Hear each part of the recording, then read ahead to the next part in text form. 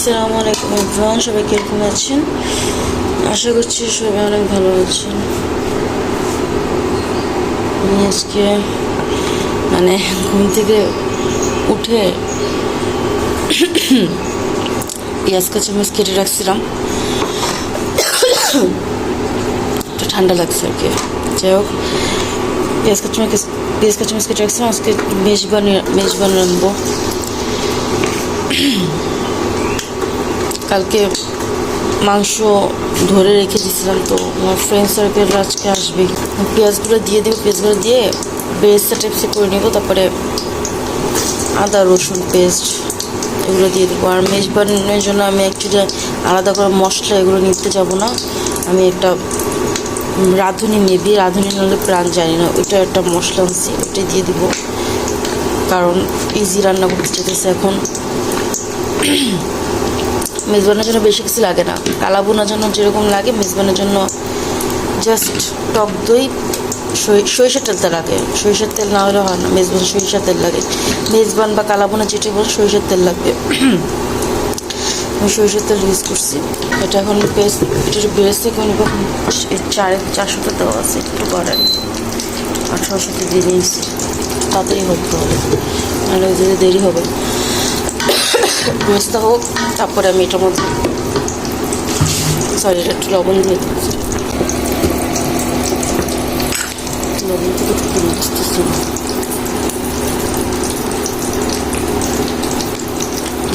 বেরেস্তার জন্য ফার্স্টে বেরেস্তাটা হোক, পরে মাংসের জন্য আলাদা করে দেবো। একবারে বেশি দিলে আবার লবণ বেশি হয়ে যাবে, আর লবণ বেশি হয়ে গেলে তো আমার খাবারের অবস্থা বাড়বে। হোক,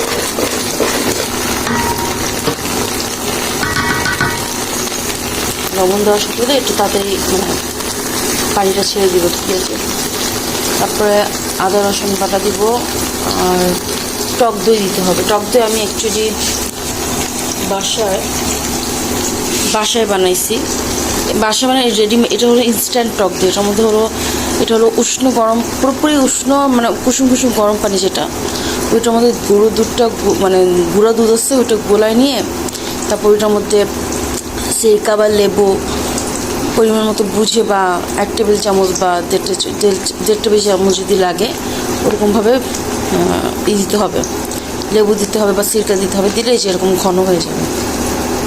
এটাকে আমি এখানে দিয়ে দেবো।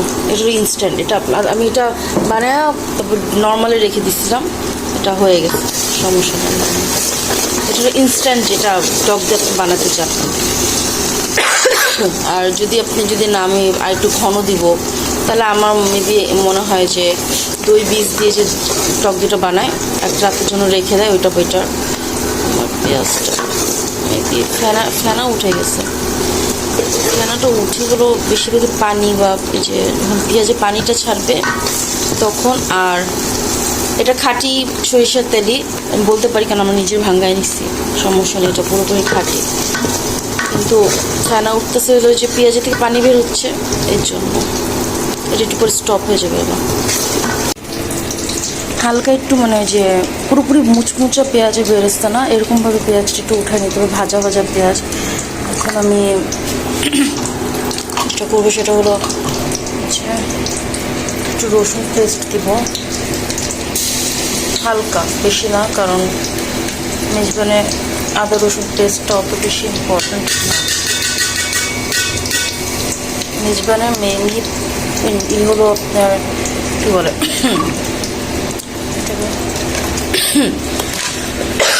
মশলা। সরি, আজকে আমার ভিডিও করতে অবস্থা খারাপ হয়ে যেতেছে।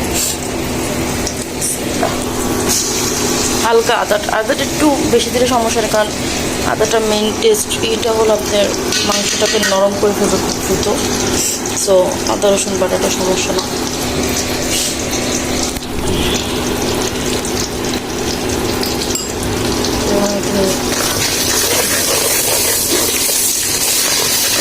আমি পুরোপুরি কী বলে এই মশলা যেরকম দেওয়া আছে সেরকমভাবে রান্না করতেছি না, যেটা রাঁধুনি।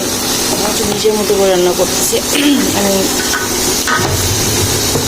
আমি নিজের মতো করে রান্না করতে পছন্দ করি আর কি।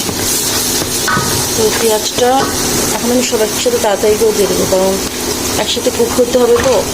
আমি এটা কমাই দিই, 200 দেবো, এটা আস্তে আস্তে হোক।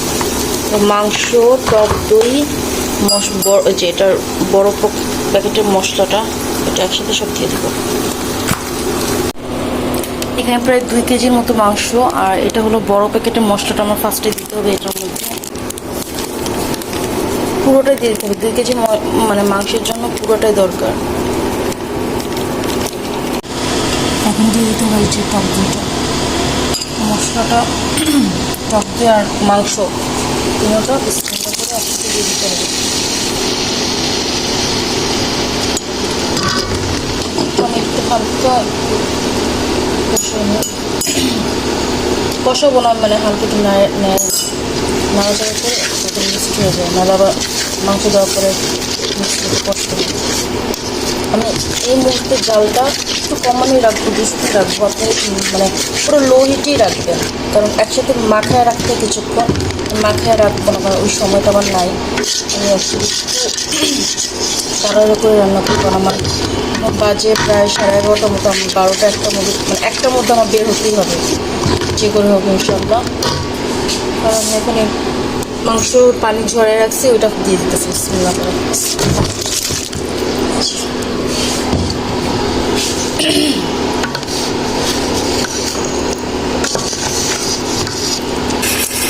এখন মাংসটাকে ভালো মতো নাড়াচাড়া করে নিতেছি।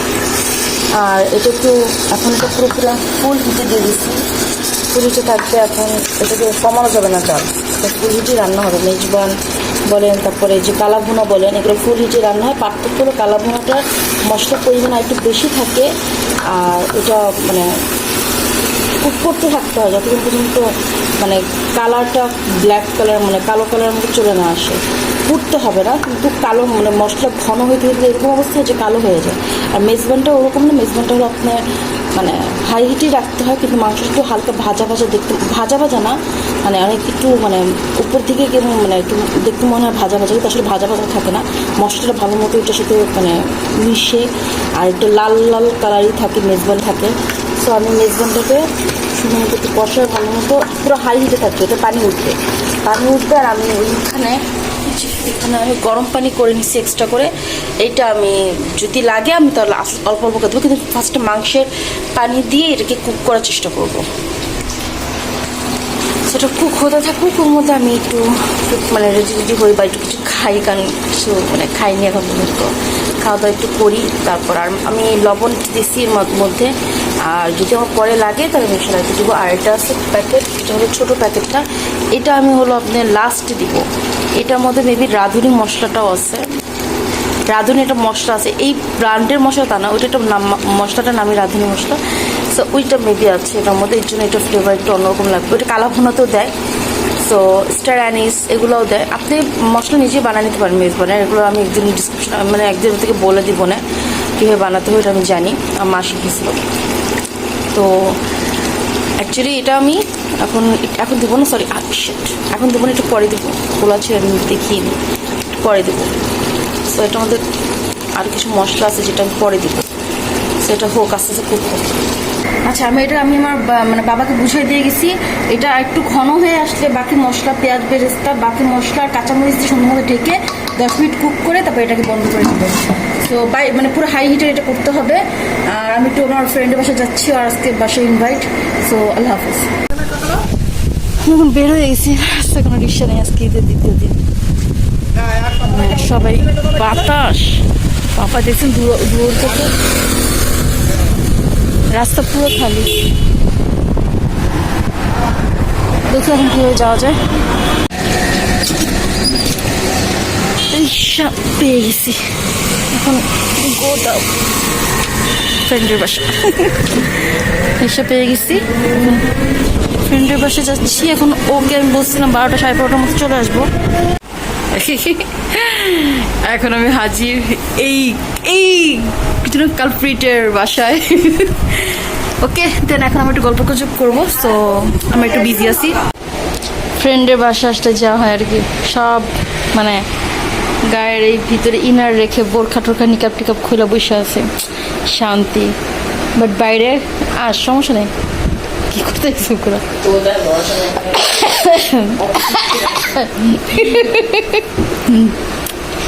আর বাইরে অনেক গরম, বাইরে গেলে তো ওরকম ই করা যায় না, সো বাসায় গেলে কমফোর্টলি বসা যায়, সো চিল। এগুলোকে দেখি নেন 1 ঘন্টা ধরে রেডি হচ্ছে।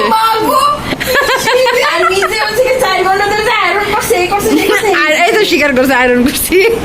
এখন আমরা 3বার তিনজন রেডি হয় না, একজন ভিতরে হয় না। জায়গাটা অনেক সুন্দর, তো আমরা এখানে একটু ফটোশুট করব, দেখি কিরকম দেখায়। আজকে আমি আমার বোরখার একটা আপডেট দিব ইনশাল্লাহ, সুন্দর লাগতেছে এই হিসাবে। যাক, ও হলো ক্যামেরাম্যান।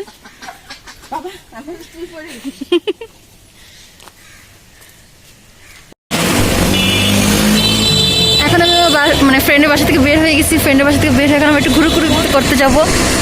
ঘোরার পরে আমরা ইনশাল্লাহ আমার বাসায় যাব, আর তারপর দেখি কি করা যায়। এখন আমরা একটু ঘুরে করতে যাই ফার্স্টে। এখন আমাদের বরিশালের জাতীয় জায়গা ভিলেজ পার্ক, আর কোথায়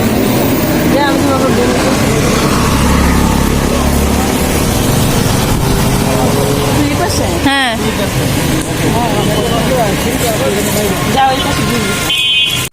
এখন আমরা ভিলেজ পার্কে যাচ্ছি। ভিলেজ পার্কে যে আমরা কি করবো, নিজেরা ছেলে দেখতে যাচ্ছি, আমাদের ছড়ার জন্য আমি ছেলে দেখতে যাচ্ছি।